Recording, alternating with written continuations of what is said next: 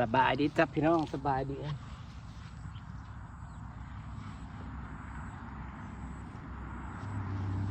เกิดเหตุบ่คาดคิดอีกแล้วพี่น้องเอ้ยอยากไห้เด้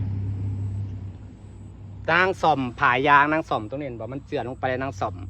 อมได้หลายบัดนี้เลยไอ้ส่อมบอกขักปันได้นะเพราะข้างล่างมันมีดินเจือนอยู่นะมันไอ้นี่พี่น้องน้ำมันเข่าปันนี้มันมีทางมันมีหูน้ำเข่ามีหูน้ำเข่านี่น้อยหนึ่งดอก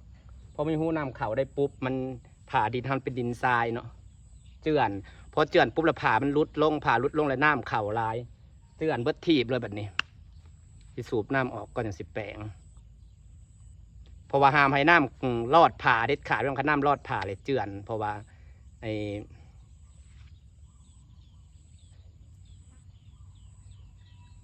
ดินมันเป็นดินทรายเด้เป็นดินทรายกับน้ำซึมเข่าเนี่ยมันเจือนเลย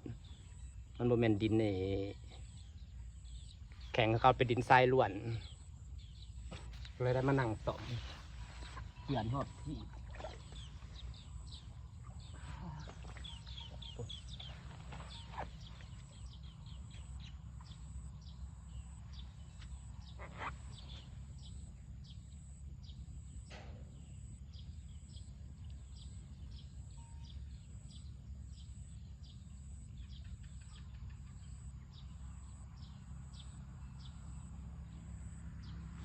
สิแปลงคั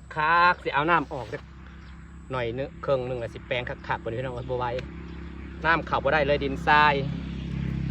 เป็นดินทรายน้ำเข่าแล้วมันเจือนในระเหตุนั้นก็ยังมีอุปสรรคนะพี่น้องเนาะน้ำข้ามไปวางเวลาปูผ่ายางปูบ่อเนี่ยคันน้ำซึมเข่าเนี่ยเจือนพี่น้องต้องระวัง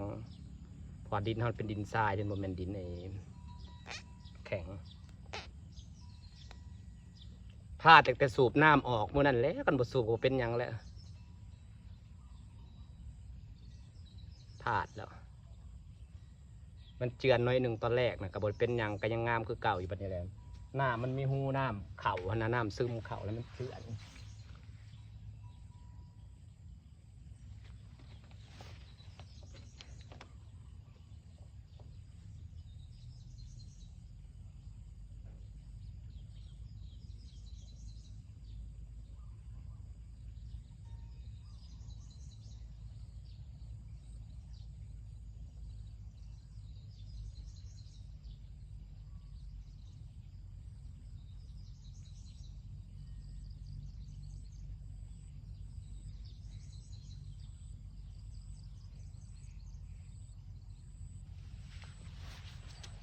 อยากหายเด้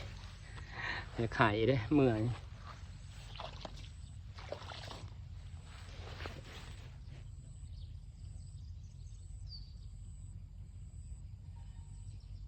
น้ำบกลงจังหน่อยกันต้องได้นั่งจับผ้าทางมันเขา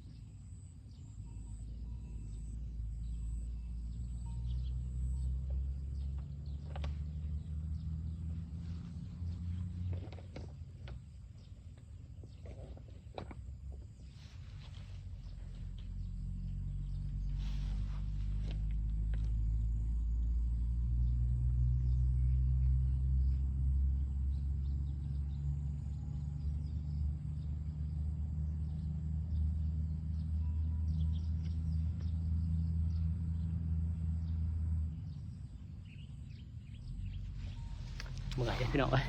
บทเรียนครั้งใหญ่หลวงพี่น้องขอผิดพลาดน้อยเดียวมันเป็นหนาฝนแล้วแบบนี้ดินข้างหลังเป็นดินทรายแต่มันพอมันสุ่มเนาะพอผิดพลาดก็คือในคลิปอะไรพี่น้องก็คือแบบว่าหน้ามันเข่าบอลที่มันเจือนมุมแรกนะในนั้นมุมนั้นนะมุมมันผ่ามันรุด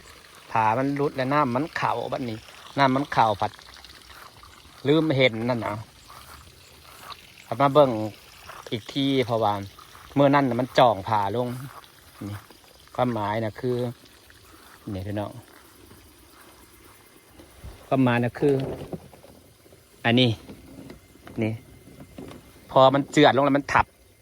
ผ่าทุงลงเลยผ่าเท่าที่จะรุดนี่รุดเลยน้ำมันเข่าไปในอันนี้นะมันเลยเจือนแล้วประเด็นเป็นดินทรายบ่พอดินทรายบ่พอดินพลาดอ่ะเด้อพี่น้องมันซึมหนาฝนแล้วมันซึมมันบ่มันเป็นน้ำซึมน้ำออกบ่อนะเกิดน้ำออกบ่อน้ำซึมนะมันเลยเห็ดให้ขี้ดินนะเจือนแบบว่าแป๊บเดียวลงไปพี่น้องแป๊บเดียวแบบเข่าตรงนี้เห็นบ่มันเข่าแบบเฮาบ่เห็นนะมันเข่าบุบแล้วมันเข่าแล้วมันลามไปพุ่นมันลามไปเข่าแล้วลามไปแล้วมันก็เจือนไปเฮามาเห็นนะมันลามไปหอดพุ่นแล้วมันนี่มาเห็นแล้วลามไปหอดพุ่นเลยจากสิแก้ไขเนี่ยได้มันแก้บ่ได้เลยแบบนี้มีแต่เจือนแล้วมีแต่หักซาพวกนี้แล้วไว้พอไปอยากมันเจือนต่อกับวิตาถิ่มเท่านั้นก็เลยโทรนำให้เพิ่นมาซอยก็คือเอากระสอบทรายมากั้นพี่น้องเห็นบอกมันเจือนมาหอดพี่เลยฝ่าเอากระสอบทรายมากั้นเพราะเขาต้องเอาทรายน้ำดันไว้ดิเอากระสอบทรายมากั้นแล้วเอาผ่าพื้นกาบพื้นที่มีไว้ใครจะทำมีผ่าไว้อย่างนี้นะมาปูลงแบบนี้สูบน้ำออกให้เบิดแล้วปูลงแล้วเอาน้ำบีบไว้แก้ไขได้ซ้ำนี่พี่น้องครับพอได้ซ้ำนี่แหละแมนได้ถิ่มเบิดเลยคลองนี่นะแต่ว่าฝั่งนี่นะมันดีอย่างหนึ่งคือดินเหนียวนะมันหนา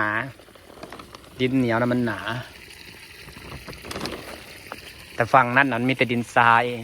มุมนั้นมีแต่ดินทรายมันเลยเจือนง่ายมันเลยสไลด์ง่ายดินสไลด์คนละว่าแต่ลาวบางคนก็บอกเข้าใจยังคือดินเจือนดินสไลด์พี่น้อง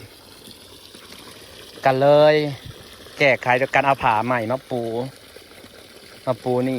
เห็ดเปิดมือพี่น้องนี่แหละพี่น้องชีวิตคนเฮามันต้องมีผิดพลาดเพราะเฮาบ่เคยเห็ดมาก่อนความผิดพลาดก็เอาเป็นบทเรียนความผิดพลาดก็เอาเป็นบทเรียนความทรงจำเป็นบทเรียนไปดีแต่เฮามีผ่าสำรองครับบ่มีผ่าสำรองเลยได้เจือนถิ่มเบิดน้ำนะเพราะว่ามันเจือนแบบว่าไวอะไรพี่น้องแบบก็ว่าเราเห็นมันกัดซึมได้ซ้ำหนึ่งมันซึมไว้แต่โดดนั่นแหละตื่นมาบางเศร้านี่ว่ายุเป็นยังน้ำคือบกที่ไหนได้น้ำซึมน้ำแบบว่าผ่ายางมันลุดลงนะมันบริหัวดอกมันลุดลงเลยน้ำไหลเขาบทเรียนครั้งใหญ่หลวงพี่น้องบทเรียนชีวิตข่อยบัดนี้นั่นความคิดตอนนี้นะคือได้อย่างเดียวคือถมมันแก้บ่ได้แล้วมีแต่ถมอย่างเดียวก็คือสีถมพลาดเลยดิพลาดแต่เมื่อนั่นเลยแต่เมื่อนางสูบน้ำออกคนแหละนางบ่หนาสูบน้ำออกเลยพอสูบน้ำออกแล้วมันเหตุให้เป็นที่โล่งเป็นที่ว่างนะพอเป็นที่โล่งเนี่ยมันปัดนี้ก่อนสีเป้าตามสื่อก่อนสีอันนั้นนะเริ่มแรกที่มันเจือนนะเดิมบอนนี่นะจ้างเขาขุดรอบแรกนะมันบ่ได้แบบอยู่แล้วอยู่ที่นี่นะเพิ่นขุดสั้นลงมาดิขุดสั้นลงเลยทำบรรทัดใส่แก้เลยมันแบบกาสิแก้เห็ดเป็นสไลด์แบบสลบลงผัดกว้างมันสีกว้างกว่าผานะก็เลยสั้นก็ได้สั้นปลาไว้ในนั่นแบบนี้มันซึมน้อยนึงเลยพอน้ำออกมันเจือนที่แบบนี้มันสไลด์ลงที่มันบ่ได้เป็นสลบคือพวกนี้เดี๋ยวพวกนี้มันเป็นสลบเปิดดิสลบฮอดผู้เดี๋ยวนี้นะเขียนผิดแบบแรกๆนะแต่ภาพว้าวแหละครับคุดอย่างเดียวเด้อความผิดพลาดพี่น้องคนเฮาพอใดก็ต้องผิดพลาดเนาะส่วนปลานะครับตักไปลงเทลงพุ่นแล้วตักสั่นตักได้เพราะต้องฝ้าเอามันถมงามได้ฮักก็ได้5 งามได้เดือนเดียวถล่มซ้ำพี่น้องผิดพลาดแต่ความคิดตอนนี้ก็คือมีแต่ถมแต่กาถมกับบ่ได้ว่าให้ถมเบิดพี่น้องนางความคิดของนางสิแก่นะนางสิแก่แบบนี้ที่ถมและสิเหลือไว้50 เซนเหลือไว้ให้10 เซนแหละ แล้ว50 เซนแล้วสิก่ออิฐไปเห็ดหยังฮู้บ่ก่ออิฐเป็นอ่างปลาเพราะว่าก่อเป็นอ่างปลาปุ๊บมันสิได้ใส่เด้หนึ่งคือสิได้ใส่เป็นบ่อนพักปลาบัดย่ามเฮาอันนั้นนะย่ามเฮาจับปลามาขายนั้นบ่มีบ่อนผักคันเด้แล้วตัวนี้นั่นสิแก้ไขโดยการถมขึ้นมาเลยใส่มันเหลือแค่ประมาณ2 คืบนี่เนาะประมาณ30 เซนแล้วเฮาสิก่อปูนเอาบัดนี้30 หรือ 40 เซนนี่นะซ้ำอ่างปลาหั่นบ่อ่างปลาที่เขาขายปลาหนกปลานิลนะพี่น้องอ่างปูนนั่นนะและกะสิก่อปูนเอาบัดนี้ก่อปูนให้มันยังคงเป็นเลขเก่าคือเก่านะแต่ว่าสิให้มันเป็นบ่อผักปลาสำหรับเวลาเฮาจับปลาขึ้นมาขายเวลาลูกค้าสั่งปลานะเฮาก็จะไว้ตรงนี้เพราะว่านั่งนั้นปลาหมูนั่นก็เลี้ยงไว้หลายสิบ่อผักปลาแล้วก็สาวปลาหมูมาเลี้ยงปลาเลี้ยงหมูแบบอ่างหมอดินนะข้าเจ้าอันนะใหญ่ปลาหมูขึ้นมาส่วนหนึ่งผิดพลาดแล้วก็ต้องเก็บให้เป็นประโยชน์พี่น้องเอ้ยผมมีผู้ใดบ่ผิดพลาดข่อยก็จนน้ำตาคลอพุ่นแหละผิดพลาดจากเริ่มแรกจากการผิดพลาดคือสูบน้ำออกนะผิดพลาดนั่นแหละมันเจือนมันสไลด์ลงน้อยหนึ่งพอสไลด์ลงน้อยหนึ่งปุ๊บเลยมันน้ำเขาบันนี้น้ำเขาข้างในนะหลดพลาดมาเลยมันหลดมันดินทรายเนาะมันหลดมันเผื่อเฮาเห็นมันก็เลาะไปตามขอบอันนี้แหละเนาะน้ำนะเผื่อเฮาเห็นนะมันเลาะไปตามขอบอันนี้เลยซึมไปตามขอบซึมไปแล้วมันเลยเจือนมันเลยสไลด์ทั้งเมื่อยเพราะว่าผู้ใดแล้วเนาะพี่น้องเนาะมันก็ต้องมีผิดพลาดครั้งแรกเห็ดครั้งแรกเอาเป็นบทเรียนแบบไปสอนหมู่แบบนี้เห็ดครั้งแรกก็ต้องมีผิดพลาดเนาะขนาดศึกษาที่สุดเลยได้นี่ศึกษาอย่างศึกษาที่สุดเลยยังผิดพลาดข่อยแต่ก็เอาความผิดพลาดมาเป็นบทเรียนพี่น้องมันผิดพลาดเห็ดอย่างไรซะนั่งไห้ผู้เดียวสิฝากบรรยากาศไว้สักนิดแหละจ้ะพี่น้องขอบคุณทุกคนเด้อที่เป็นกำลังใจพี่น้องเป็นกำลังใจข่อยก็พอข่อยเมื่อยพี่น้องอย่าซ้ำเติมก็เป็นกำลังใจข่อยก็พอมันผิดพลาดแล้วเห็นจังไดซะข่อยเมื่อยปนหนึ่งป้อเนี่ยน้ำมันซึมเข่าแล้วเพื่อเขาเห็นน้ำฮอดพี่แล้วใครจะเห็นปุ๊บนางก็เอาให้โทยพ่นเอาสอบทรายแล้วกัดแล้วรถพอคิดว่ามันต้องไปต่ออันที่เขาปูผ่าดิกับข้างพื้นนะสไลด์จะได้ใครทุกเฝ้าปูผ่าให้น้ำมันดันไว้นะเพราะว่ามันสิมีดินเหนียวนะประมาณดินเหนียวที่เขาถมอยู่บางนี้นะประมาณ70 เซนนี่แหละที่เรือใต้ดินเหนียวจะเป็นดินทรายล้วนพี่น้องกันพายเสร็จคล้องใส่ไก่กันเป็นดินทรายบ่แนะนำเด้อพี่น้องนี่แท้พลาดหน่อยเดียวกับบ่ได้บ่แนะนำเลยครับเป็นดินให้เป็นดินทรายแบบทรายละเอียดคือข่อยเลยบ่แนะนำมันแซมจะได้ผิดพลาดแบบนี้แหละผิดพลาดเองอะไรนอนหลับตัวข่อยแมลงนะพี่น้องข่อยคันได้เสียใจเลยยังอยู่ในหัวเลยงอมอ้อมเลยนะมัน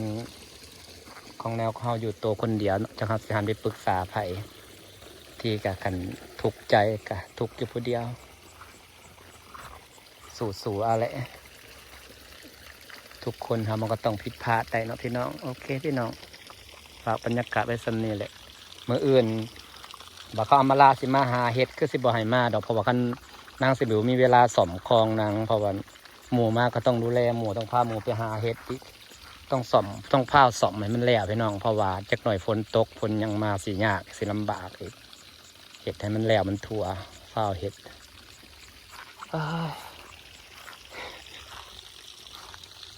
เอาเงินไปเด้มาเห็ดแบบนี้ผิดพลาดขัดกะลีข่อยกันเมื่อนั้นข่อยบดสูบน้ำออกกว่าสีถ่ายน้ำแล้วกันแล้วเนาะแพ้เสียวหูเนาะ ว่ามันสิเป็นอันนี้